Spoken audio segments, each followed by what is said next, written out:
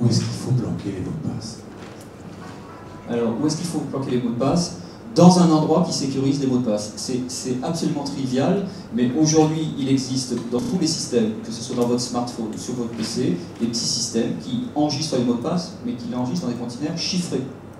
Hein, vous utilisez Google, vous faites comment dire, stockage des mots de passe chiffrés, et vous allez voir arriver une demi-douzaine de petits logiciels, y compris des logiciels gratuits de très bonne facture, mais qui vont vous garantir que même si vous laissez votre clé USB ou votre téléphone, ben moi je verrai juste quelque chose qui sera complètement embrouillé. C'est probablement la première précaution à prendre. Et la deuxième précaution, c'est de changer vos mots de passe. Parce que d'une certaine façon, voilà, c'est ça. Alors, il faut les changer. L'agenda, j'aime bien votre agenda privé parce que ça permet à toute la famille d'y accéder. Mais de proche en proche, est-ce que ça va pas être le copain de votre fils et le copain du copain du copain du fils qui voit l'agenda? Donc ça permettra de savoir à quelle date il faut organiser la surboom, parce que là, on sait... Les parents ne sont pas là, on est sûr. Mais clairement, la délégation de mots de passe est un vrai souci dans ces systèmes. Et on a tendance à surdéléguer. Alors quand c'est à la maison, bah, c'est les gens qu'on a en face de soi, donc s'il y a un problème, on peut se débrouiller.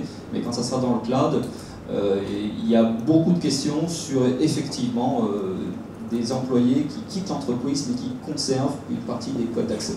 Et ça demande beaucoup de vigilance de la part des entreprises, de réfléchir au cycle de vie des identifiants qu'on confie aux utilisateurs.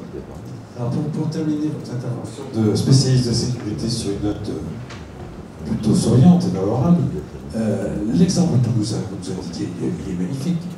Je ne peux pas accéder à mon site, je vais ailleurs. Vous avez appelé ça la résilience. Moi j'appellerais ça l'ubiquité. Et vous savez que Dieu commence à se poser des questions, lui qui seul avait le don d'ubiquité, qu'est-ce que j'ai fait avec cette histoire d'informatique? Voilà. Quelque chose après Dieu, c'est ça? Bah écoutez, j'ai toujours cherché dans la mémoire d'ordinateur, mais bon. Voilà, alors on a un premier panorama, je n'arrive pas à faire taire mon téléphone, et puis alors, en plus, désolé, mais non, il n'y a pas un mot de passe, le clavier est bloqué, je suis en mode actif, silence actif, et voilà. Alors pardonnez-moi, je vais faire ça compulsivement, jusqu'à ce que ça s'arrête. Bien, merci à vous. Alors, on a déjà un beau tour de rythme. Alors, on va continuer à procéder. Sur le menton. Sur les micros, sur le menton. Sur le menton. Excusez-moi. J'ai que deux mains. Je n'ai pas encore le temps de difficulté. Je donne ton téléphone, je vais te jeter contre le mur. Oui, mais ça va bien se passer. Je vais peut-être l'éteindre en fait. C'est comme ça que ça va se terminer. Parfait. Merci. Alors. Est-ce que les logiciels, les applications disponibles dans notre SaaS, messieurs, sont identiques à celles qui sont éditées et installées à domicile, entre guillemets, ou est-ce que ça change? Est-ce que ça va se rejoindre? Expliquez-nous quelle différence il y a encore entre les applis. Alors, les logiciels sont les mêmes. Il y a un élément qui est fondamental. On a commencé à regarder tout simplement tout à l'heure l'aspect juridique. Il y a un point qui est essentiel dans l'aspect juridique, c'est la notion de réversibilité. À tout moment, dans un vrai contrat SaaS, vous devez pouvoir décider de changer de mode d'utilisation. Parce que le SaaS, ça n'est jamais qu'un mode d'utilisation d'une application en ligne. D'accord ? Ensuite, chez Proginov, on a parlé beaucoup du web. En ce qui nous concerne, sur de la donnée de RP, alors qu'on soit effectivement, on travaille avec la Micheline par exemple, dans toutes les boutiques, ou avec les Biocop, ou avec un certain nombre de grands réseaux de distribution, on ne passe pas par le web. D'accord ? Quand on fait de l'ERP en mode SaaS, on passe par ce qu'on appelle des liens de point à point, du SDSL. Monsieur d'Orange connaît bien de quoi il s'agit. Donc en fait, on est en quelque sorte sur la toile, sauf qu'en fait, quelque part, on a un lien uniquement entre le site du client et le site hébergeur. Déjà, ça lève un certain nombre de doutes relatifs, en fait, notamment à la notion de transport en site propre. Oui, absolument. L'équivalent du transport en site propre pour le transport urbain. Et finalement, l'usage web, on va s'en servir uniquement pour le côté nomade qu'il apporte. Genre, je suis effectivement à l'hôtel, à mon domicile, ou effectivement dans un autre lieu que le bureau en tant que tel. Alors, c'est un point très très important parce qu'après, le problème que l'on a avec le web, c'est qu'on n'arrive pas à garantir un temps de réponse. On le vit tous à la maison quand on travaille, quand on est sur des sites via sa livebox. Eh bien, parfois il y a effectivement un débit très très fort, et puis d'autres fois, effectivement, le débit peut être affecté parce qu'il y a un usage plus fort ponctuellement. Alors ça fait partie tout simplement de l'usage de la toile.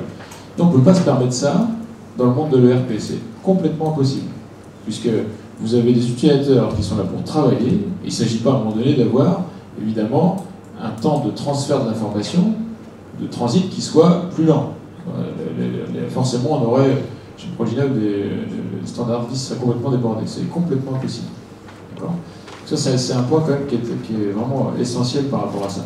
Ensuite, lorsqu'on édite un logiciel, je pense que c'est la même chose pour T2J, eh bien, on édite le logiciel toujours en conservant, évidemment, à l'esprit toujours ces critères, ces contraintes de fonctionnement en mode local ou en mode SaaS. D'accord ? Donc on n'édite plus en disant de toute façon je suis que en mode client-serveur ou je suis que en mode SaaS. Alors, on tient énormément à cette notion de réversibilité.